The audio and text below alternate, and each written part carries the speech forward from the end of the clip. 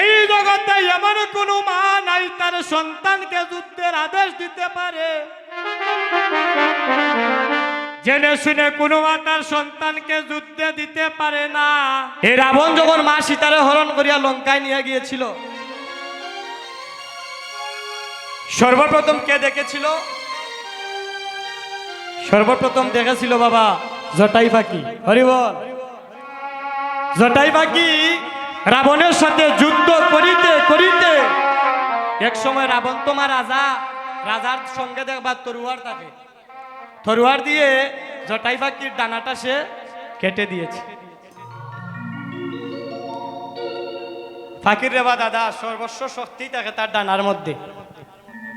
পাখির যদি দানা কেউ কাটিয়া দেয় তারা শক্তি থাকবনি। সে অসহায় হরে জঙ্গলের মধ্যে পড়ে আছে। মা সীতাকে লঙ্কায় রাবণ নিয়ে গেল। এদিকে গৃহের মধ্যে এসে রামচন্দ্র প্রভু আর লক্ষণ সে দেখলেন মা সীতা ঘরে নাই। সীতা সীতা বলে ডাকছেন। খুঁজিতে খুঁজিতে হঠাৎ জঙ্গলের মধ্যে দেখা হয়ে গেল জটাই পাখির সাথে। জটাই তুমি কাঁদছো কেন? প্রভু মা সীতাকে দেখলাম লঙ্কার রাবণ নিয়ে গেল, আমি চেষ্টা করলাম কিন্তু রক্ষা করিতে পারলাম না। হরি বল। যাও যাও মা সীতাকে তুমি ওর হাত থেকে রক্ষা করো। একটু মন দিয়ে শুনবেন মা এই জায়গাগুলো, ওই কথাগুলো অন্য আসরে আর আপনারা পাবেন না। এখন কীর্তন বহিরঙ্গ, নাচলার ফালাইলেই শুধু কীর্তন নয় গো, কীর্তন শব্দের অর্থই হচ্ছে অজানা কথাগুলা ভক্তের হৃদয় মন্দিরে পৌঁছে দেওয়া। তাই গৌর হরি বল। যে হরি কথা বল। শুনিলে আমাদের কল্যাণে আসে। কীর্তন শব্দের অর্থই হচ্ছে বাবা সমাজ কল্যাণ। যে কথা শুনিলে শ্রীবাস সঙ্গনের মধ্যে অভক্ত ভক্ত হয়ে যায়। ভাগবতে তার অনেক প্রমাণ আছে। শাস্ত্রে বললেন ভক্তর চরণের ধুলি যদি পড়ে গঙ্গার জলে গঙ্গাও পবিত্র হয়, তা ভাগবতে বলে। তাই গৌর হরি বল। আবার কি বললে? এই ভক্তের চরণ ধুলি যদি পড়ে কোনো মহাপাপীর গায়, নাচিয়া নাচিয়া পাপী শেষের দিনে বৈকুণ্ঠতে যায়। এই দেখুন রামচন্দ্র প্রভু বানর সৈন্যগণ সঙ্গে নিয়ে যাত্রা করলেন লঙ্কার অভিমুখে। এখন লঙ্কায় গিয়া দেখেন বাবা ওইখানে বিশাল বড় একটা সমুদ্র। সমুদ্রটা পাড়ি দিবেন কেমন করে?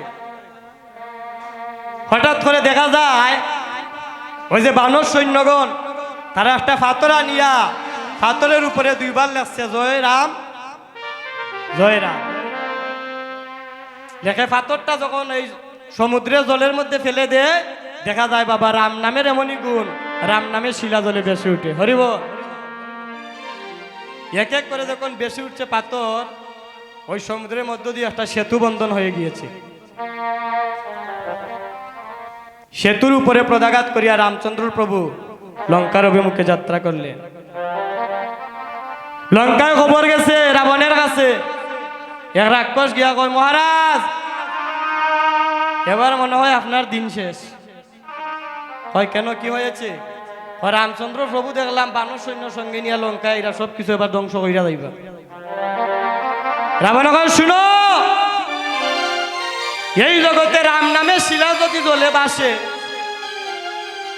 একটা কথা স্মরণ রাখিও মনে মনে, আমি রাবণ নামে শিলা জ্বলে আজ বাসা লাগবে। ও বাবা রাবণের মনে অহংকার, হয় রাম নামে শিলা যদি বাসে আমি রাবণ নামেও মনে করবা শিলা জ্বলে আজ বাসা লাগবে। যাও একটা পাথর নিয়ে আসো। রাক্ষসগণ একটা পাথর নিয়ে আইছে। পাথর নিয়া পাথরের উপরে দুইবার লিখলো জয় রাবণ জয় রাবণ। লেখিয়া পাথরটা যখন সমুদ্রের জলে ফেলে দিল, এবার দেখা যায় বাবা রাবণ নামও শিলা জলে বেশি উঠেছে। হরিবল।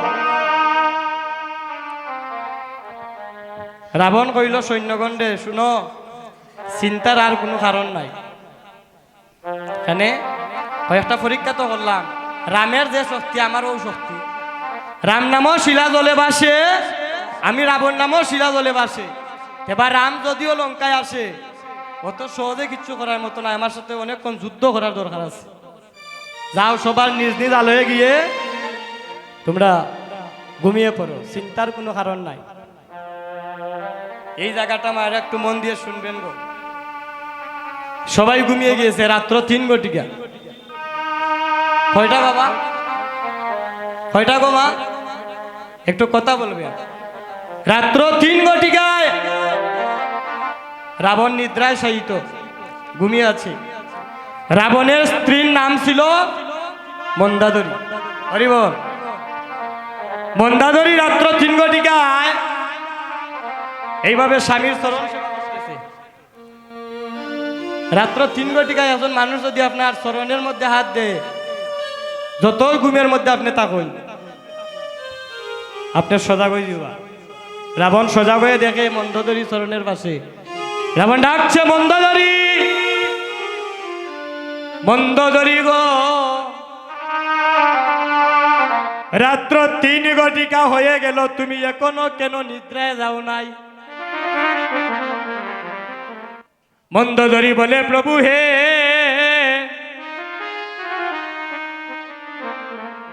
বলো বলো আমি কেমন করে নিদ্রায় যাব?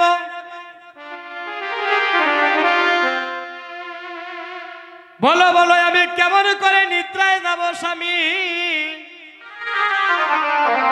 কারণ আমার অন্তরে যে 2টা প্রশ্ন সব সময় জেগে উঠতেছে। বলে, বলো তোমার কি প্রশ্ন? বলে, আগে তুমি আমার হওয়া লাগবো, আমি তোমার কিতা লাগে। হরি বল। বাবা, রাবণের স্ত্রী মন্দোদরী রাবণকে প্রশ্ন করছে, আগে হো, আমি তোমার কি? রাবণে কয়, তুমি তো আমার সহধর্মিনী, তুমি আমার স্ত্রী, তুমি আমার অর্ধাঙ্গিনী। আমি বিশ্বাস করি না। হয় কেন?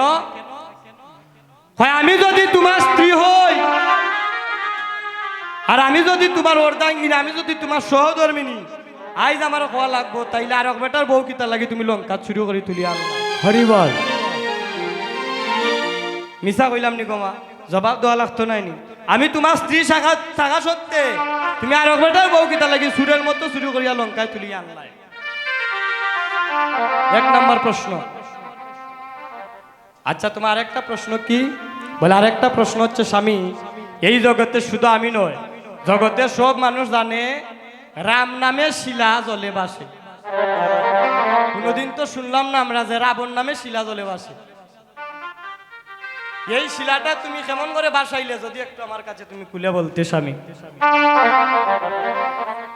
রাবণ 2টি নয়নের জলে কাঁদিচ্ছে মা, কেঁদে কেঁদে বলে, মন্দোদরী গো, এই জগতের সবাই জানে আমি মা সীতাকে লঙ্কায় তুলে এনেছিলাম, কিন্তু একটা দিন কেউ আমার অন্তরের খোঁজ নিল না। আমি কি কারণে মা সীতাকে লঙ্কায় তুলে আনলাম? মন্দোদরী গো, জানো জানো মন্দোদরী, আমাদের সবার তো রাক্ষস কুলে জন্ম গো। মা সীতাকে যদি আমি লঙ্কায় তুলিয়া আনি, মা সীতাকে রক্ষা করার তরে একদিন প্রভু রামচন্দ্র আমাদের লঙ্কায় আসবে। আর প্রভু রামচন্দ্রের চরণ যদি একবার আমাদের লঙ্কায় পড়ে, আমরা সমস্ত রাক্ষস কুল থেকে সবাই মুক্তি লাভ করব। দেখুন তার ভক্তিটা কেমন ছিল। আরো মন্দোদরী গো, এই জগতে আমিও জানি রাম নামে শিলা জলে বাসি, কিন্তু জানো জানো কেমন করে আমার নামে শিলা জলে বাসিয়েছিলাম? এই জগৎবাসীকে দেখানোর জন্য আমি পাথরের উপরে 2 বার লিখেছিলাম, জয় রাবণ, জয় রাবণ। কিন্তু সবাইকে লুকিয়ে পাথরের নিচে আমি 108 বার লিখেছিলাম, জয় রাম, জয় রাম।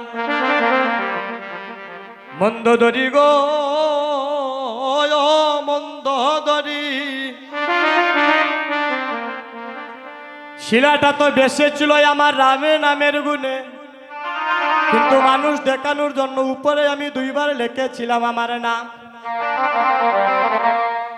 ও বাবা, সেই রাবণ একটা রাজপ্রাসাদের বাম পাশে বসিয়া আজ দুটি নয়ন জ্বলে তার বক্ষ বেসে যায়, কাঁদছে।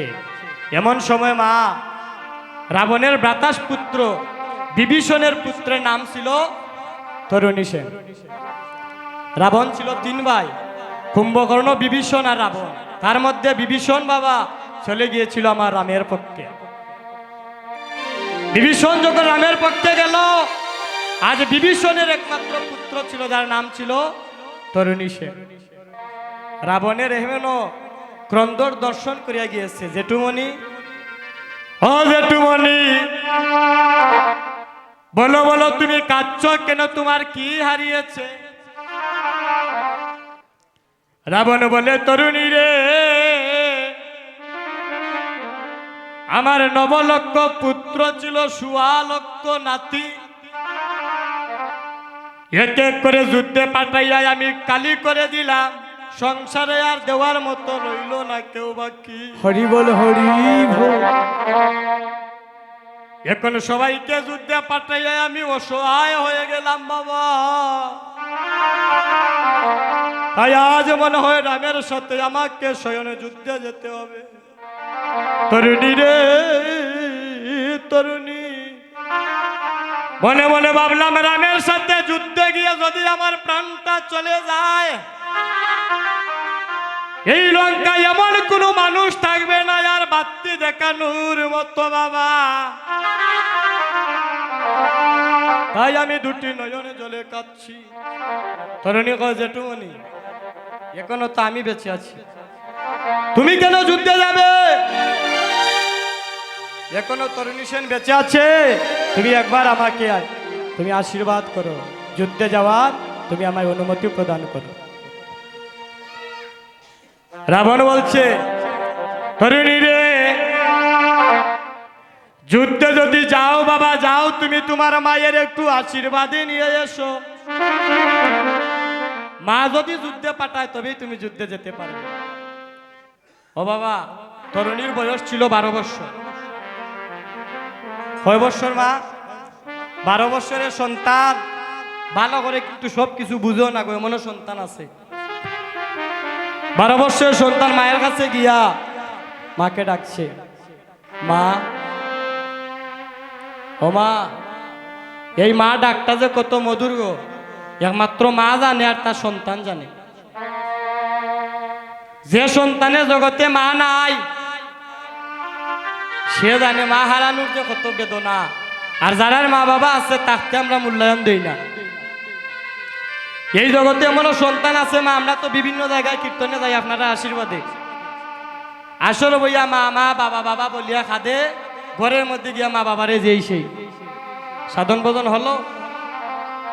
দুর্গা পূজা যে করি, শাস্ত্রে বললেন কোটি টাকার মূর্তি করাইয়া দুর্গা মায়ের পূজা করো সরাসরে, আর তোমার নিজের মা ঘরের মধ্যে যদি আনা খাইয়া মরে, ইটা পূজার তোমার আর দরকার নাই। হরি বল। ভগবানকে, ভগবান হচ্ছেন আমার মা বাবা। ভগ শব্দের অর্থ মা, বান শব্দের অর্থ পিতা। ভগবান বললেন মা বাবার চরণে যদি তোমার শ্রদ্ধা ভক্তি থাকে, আমাকে তোমার খুঁজতে হবে না, আমি স্বয়ং তোমাকে খুঁজে আমি শেষের দিনে তোমায় আপন করে আমার বই। হরি বল, হরি বল, হরি বল, হরি। আজ মায়ের কাছে গিয়ে তরুণী দাঁড়িয়েছে, মা গো, তুমি আমার যুদ্ধের সাজে সাজাইয়া দাও মা, আমি যাব রামের সাথে যুদ্ধ করিতে। মা বলে, কি? ওই লঙ্কার রাবণ এক এক করে যুদ্ধে পাঠাইয়া প্রত্যেকটা লঙ্কার মায়ের পুলিশে খালি করে দিয়েছে। তাও বুঝি তার শাদি মিটিল না, এবার তোরে যুদ্ধে পাঠাইয়া বাবা সে মনে হয় আমার কুলটো কালি করিতে চায়। হরি বল। না না, আমি তোরে যুদ্ধে যেতে দেব না। এই জগতে এমন কোন মা নাই গো, এই জগতে এমন কোন মা নাই তার সন্তানকে যুদ্ধের আদেশ দিতে পারে। জেনে শুনে কোনো মাতার সন্তানকে যুদ্ধে দিতে পারে না। মা বলে, তরুণী রে, আমি তোরে কিছুতেই যুদ্ধে যেতে দেব না। প্রত্যেকটা মায়ের কুল কালি করে দিয়েছে, এবার তোরে যুদ্ধে পাঠাইয়া আমার কুলটা কালি করিতে চায়। এই দেহের মধ্যে যতক্ষণ আমার প্রাণ আছে বাবা, আজ আমি মা তোমার যুদ্ধে আদেশ দিব না যাওয়ার জন্য। তোর নিশন কয়, মা যদি যুদ্ধে যেতে না দাও, তোমার সম্মুখে তোমার পুত্র প্রাণ বিসর্জন করবে। হরি বল। কোনো মা যদি কয়, মায়ের কাছে সন্তান যদি কয় যুদ্ধে যেতে না দিলে প্রাণ বিসর্জন করবে, মা কি আর ঘরে থাকতে পারে? হঠাৎ মায়ের চৈতন্য ফিরে এলো, যা না, আমি যুদ্ধে পাঠাইয়া দেব আমার সন্তানকে। কেন? কারণ এই তো সুযোগ যায়, এই সুযোগে আমার সন্তানটা যদি রামের চরণে শরণ নেয়, চিরজন্মের মতো সে রাক্ষস কুল থেকে উদ্ধার হয়ে যায়। হরি বল, হরি বল। রাধেশ্যাম। মা বলছে, তরুণী রে, মায়ের মন তো মা, মা তো অন্তরে অন্তরে জানে যে আমার সন্তান যদি যুদ্ধে পাঠাই আর আমার কাছে ফিরে আসবে না। কারণ রামের সাথে যারাই যুদ্ধে গিয়েছে কেউ কোনোদিন আর লঙ্কায় ফিরে আসেনি। মা বলছে, তরুণী রে, একবার আমায় মা বলিয়া ডাকো, শেষবারের মতো তোর বদনে একটা বার মা ডাকটা শুনি। হরি বল, হরি বল। এই জগতে কোনো মা নাই গো মা। মা যদি আগের খবর জানে যে সন্তান ওই জায়গায় গেলে আর ফিরে আসবে না, কোনো মা আসেনি যুদ্ধে পাঠাইয়া দিতে পারে। মা কেঁদে কেঁদে বলছে, তরুণী, তোরে যুদ্ধে পাঠাইয়া দিব, তার আগে একটা কাজ করো বাবা। আমার মা বলিও, তোমায় একবার কুলি আইরি। ও তরুণী রে, আমায় মা বলিয়া একবার কুলে হায় রে। ও বাবা রে, তুই বিনা এই মায়ে, মায়ের আর কে আছে? একবার মা বলিয়া আমার কুলে আয় রে। ভতরে তুই বিনে মায়ে হরি কে আছে? একবার মা বলিয়া বাচ্চা কুলে আয় রে। তরুণী রে, ও তরুণী, তুমি বিনয় অবাগিনী মায়ে, এই মায়ের আরে তো কেহ না। তরুণী রে, তরুণী, তুই বিনে মায়া হাত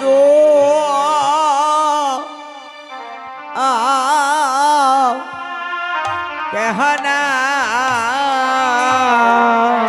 ও তরুণী রে, তুই বিনয় অবাগিনী মাই, এই মায়ের আর তু ও লক্ষ লক্ষ নাই রে তরুণী। তুই বিনয় অবাগিনী মায়ের, এই মায়ের আর তো মায়ের আর তো লক্ষ না। অতরণী রে,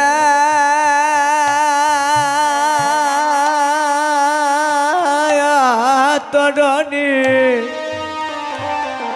তুই বিনে মায়ের আর তো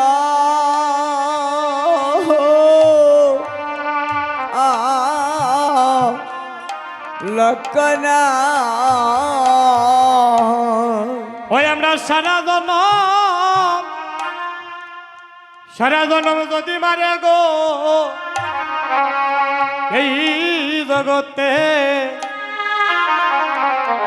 আমরা মারে মাথায় লইয়া ঘুরি। ও হয় রে সারা জানা আমরা মাকে যদি ও যদি গো মাথায় লইয়া লইয়া গুড়ি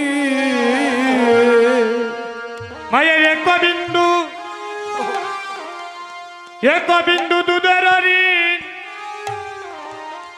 আমরা কেহ শুধিতে না পারি গো, কোন সন্তান শুধিতে না পারি। ও মায়ের এক বিন্দু দুধেরি আমরা শুধিতে না পারি গো, আমরা শুধিতে না পারি। এই জগতে দুর্বিপাকে যদি গো কোনো মায়ের সন্তান মারা যায়, এই জগতে দুনবী ফাঁকে যদি কোনো মায়ের সন্তান মারা যায়, এই জগতে পাড়া প্রতিবেশী জানার আগে জানে জনম দুঃখী মায় গো। এই জগতে জানে তার জনম দুঃখী মা। ও হয় রে প্রতিবেশী ও গো জানার আগে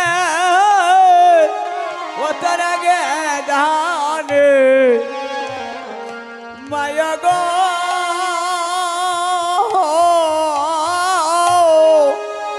ওরে আগে জানে তরুণী, তোরে আমি আর নিষেধ করব না বাবা। আজ তোরে যুদ্ধের সাজে আমি সাজাইয়া দিব। আজ মা যুদ্ধের সাজে সাজাচ্ছে কেমন করে, সর্বই অঙ্গে লিখে দিয়েছে শ্রীনাম, আর কপালের মধ্যে লিখে দিলেন জয়রা। লেখিয়া তরুণী 12 বছরের সন্তান মাকে বলছে, ও মা, আমি শুনেছি কোনো সন্তান যদি বাহিরে কোনো কর্ম বা কাজ করিতে যায়, তার মা যাওয়ার সময় তার আশীর্বাদ করে। তো তুমি কি তা আমার আশীর্বাদ করবে না মা? মা কয়, তরুণী, অবশ্যই আমি তোকে আশীর্বাদ করব। এই দেখুন আজ মা কেমন করে আশীর্বাদ করছে। তরুণী, আমি করি তোরে এই আশিস, যুদ্ধে গিয়ে তুই যেন আমার কুলে আর কোনো দিন ফিরে না আসিস। মা কতটুক পাষাণ হলেন, কেন? একমাত্র এটাই সুযোগ, আর যদি আমার সন্তান রামের চরণে আত্মসমর্পণ হয়, রামের চরণে প্রাণটা যায় ভগবানের চরণে, তাতে দুঃখ নাই। তাও আমার সন্তানটা রাক্ষস কুল থেকে চিরজন্মের মতো তাই গৌরী হরি বল হরি বল। ভক্তগণ, মালাটা দেব। যুদ্ধস্থানে গিয়ে দাঁড়িয়েছে তরুণী সেন, গিয়ে ডাকছে রামকে, রাম, ও রাম। লক্ষণ কয়, ও দাদা, লঙ্কা থেকে আবার মনে হয় কোনো রাক্ষস যুদ্ধ করার লাগি আইছে, যাও যুদ্ধ করা। রামচন্দ্র প্রভু যখন যুদ্ধস্থানে গেছে বাবা, গিয়া দেখেন যার সাথে যুদ্ধ করব তার সর্ব অঙ্গে তো আমার নাম লেখা। আমি তো আমার ভক্তের সাথে যুদ্ধ করিতে পারি না, কারণ আমি তো ভক্তের অধীন ভগবান। ভক্তের উপর যদি অস্ত্র ছাড়ি, এই জগতের বুকে আমার কেউ কোনোদিন আর ভগবান হইয়া মানবে না। হরি বল। এমন সময় তরুণী সেন পিছন থেকে ডাক দিয়া গো, ও রাম, সে বক্ত আর সে বক্ত যুদ্ধস্থানে প্রমাণ হইব, যুদ্ধ করা তাইছো আগে বীরের মতো যুদ্ধ করো, যদি সাহস থাকে অন্তরে। ভগবানের যদি কেউ উমকি দেয়া, ভগবানের ভক্ত হইব নিবা দাদা। রামচন্দ্র প্রভু সঙ্গে সঙ্গে বুঝতে পারলেন এ আমার কোনো ভক্ত নয়, মায়াবী বেশে রাক্ষসের ছলনা। হইলেন তাহলে কত বড় বীর, একটু দেখা লাগে, যুদ্ধ করি। রামচন্দ্র প্রভু যুদ্ধ শুরু করলেন। এবারে দেখুন বাবা, রামচন্দ্র প্রভু যে বান মারে, তরুণী সেনের গলার মধ্যে গিয়ে ফুলের মালা হয়ে পড়ে। আর তরুণী সেন যে বান মারে, রামচন্দ্র প্রভুর চরণের মধ্যে গিয়ে পুষ্পমালা হয়ে পড়ে। হরি বল, হরি বল, হরি বল, হরি বল। তুমুল যুদ্ধ শুরু হলো, কেউ কাউকে হারাতে পারছেন না। এমন সময় রামচন্দ্র প্রভু ডাক দিলেন বিভীষণ রে, বিভীষণ, লঙ্কা থেকে যতটা রাক্ষস যুদ্ধস্থানে যুদ্ধ করা আসলো, প্রত্যেকটা রাক্ষসের মৃত্যু বান তুমি আমায় বলে দিয়েছ। কারণ ব্রহ্মার কাছ থেকে আরাধনার মাধ্যমে একমাত্র তুমি সেটা সফল হয়েছিলে। প্রত্যেকটা রাক্ষসগণের মৃত্যু কার কোন বানে একমাত্র তুমি জানো, তুমি আমায় এবার সাহায্য করো। তাই বাবা বিভীষণ কিন্তু জানতো, আপনারা জানেন কিনা জানি না, রাক্ষস কুলে প্রত্যেকটা রাক্ষসের হার কিভাবে মরণ হবো বিভীষণ জানতো। তাই ভগবান ছলনা করি আরে বিভীষণটা আগে ওনার পক্ষে এনেছিলেন। হরি বল। আচ্ছা বিভীষণ, তুমি আমায় বলে দাও ওই রাক্ষসটার মৃত্যু কেমন করে। বলছে প্রভু হে, ও হচ্ছে মহাবৈষ্ণব, আর বৈষ্ণবকে যদি বৈষ্ণবের সাথে যুদ্ধ করতে হলে বৈষ্ণবী বানের প্রয়োজন। হরি বল, তুমি বৈষ্ণবী বান যোজনা করো। যেই মাত্র বৈষ্ণবী বান যোজনা করলে, তরুণী সেনের এই জায়গায় পরে মস্তকটা দুখণ্ডিত হয়ে গেল। জয় রাম বলে মস্তকটা সে রামচন্দ্র প্রভুর চরণে এসে পড়েছে। হরি বল। রাক্ষস যদি মারা যায়, রাক্ষস মারা গেলে আমরা আসমু না খানমু গো। রাক্ষস মারা গেলে সবাই আনন্দে আত্মহারা হয়ে যায়। লঙ্কার মধ্যে কত আনন্দ, বিভীষণের নয়ন জলে বক্ষ বেশি যায়। প্রভু ডাক দিয়েছে, বিভীষণ, বিভীষণের এই লঙ্কায় আমি কত রাক্ষস বধ করলাম, একদিন তো তোমার নয়নে আমি জলে দেখলাম না। বলো বলো আজ কেন তোমার নয়নে জল ধরছে। বিভীষণ বলে প্রভু হে, একটু আগে তুমি যারে বধ করলে সে যে আর কেউ নয়, আমার একমাত্র আদরের পুত্র ছিল, যার নাম ছিল তরুণী সেন। হরি বল, হরি বল। আচ্ছা বিভীষণ, সে যদি তোমার পুত্র হয় আমার আগে কেন বলো নাই? আগে যদি বলতে আমি তোমার পুত্রকে এইভাবে আমি তোমার পুত্রের সাথে যুদ্ধ করতাম না। আচ্ছা প্রভু, পুত্র আমার তোমার চরণে শরণ নিয়েছে, তাতে আমার দুঃখ নাই। আমার পুত্রকে তুমি আশীর্বাদ করো, জন্মে জন্মে সে যেন তোমার সঙ্গ ছাড়া না হয়।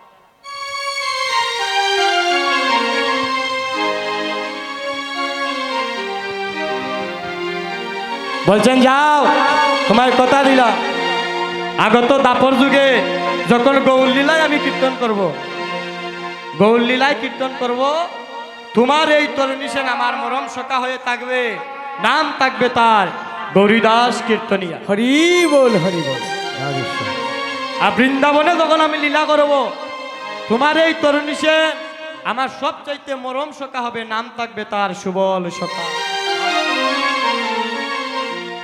আমার পরে লীলা হবে সুবল মিলন, লীলার নাম সুবল মিলন, কিন্তু লক্ষ্য করে দেখবেন বাবা, মিলন হয় কিন্তু রাধা গোবিন্দের মিলন, মিলনটা হয় সুবল বেশে রাধা গোবিন্দের মিলন। কেন? ভগবান ভক্তকে কথা দিয়ে এসেছিল, সেই কথা রক্ষার্থে আজ সুবল বেশে মিলন হবে। কে বলে রে নাই ভগবান দেখ না খুঁজে অন্তরে, ভগবান খুঁজতে হয় না তোমার যেতে ভারতের বৃন্দাবনে। বাবার চরণে শ্রদ্ধা ভক্তি রাখো, ভগবানকে তোমার খুঁজতে হবে না, ভগবান তোমার তুকাইয়া তোমার ঘরের মধ্যে আইবা। হরিব। তাই ভক্তগণ, এদিকে আজ শ্রীদাম সকা খানার অপেক্ষা করতে করতে আজ নন্দালয়ের দিকে গমন করছে। অতি বিলম্ব হয়ে যায় গোষ্ঠীর। খানাই কেন এখনো গোষ্ঠী আসে নাই। আর খানাই মায়ের কুলে বসিয়া স্বর্ণবনী মাকঞ্চনা মনের আনন্দে আজ সেবা করছে। এমন সময় শ্রীদাম গিয়েছে নন্দালয়ের দিকে। শ্রীদাম যাইয়া কহে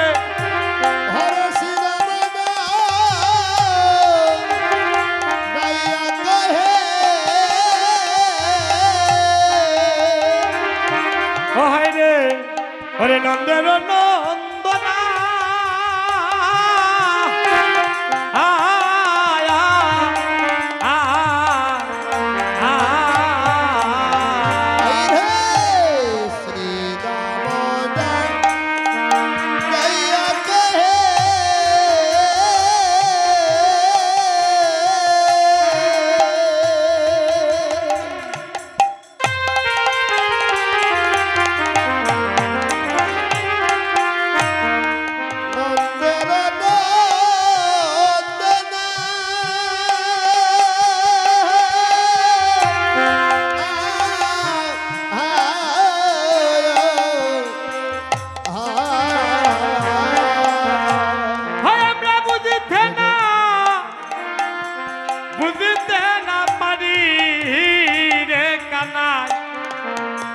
বাইরে তোমার মন্ত্র না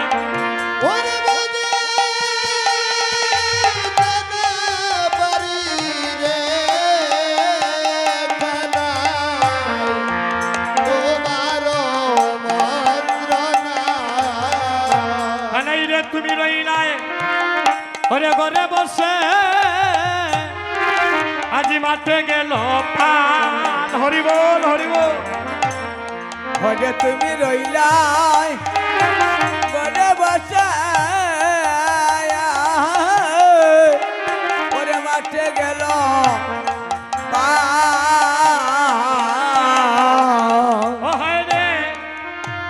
উন্মুক্ত হইয়া বেড়ায় আজি হাইরে যতে করা খাল।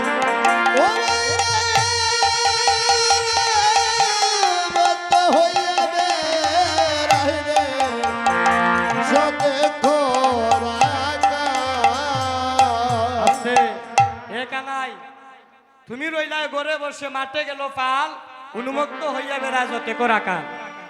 ধেনু বৎসগণ বৃন্দাবনের তারা যায়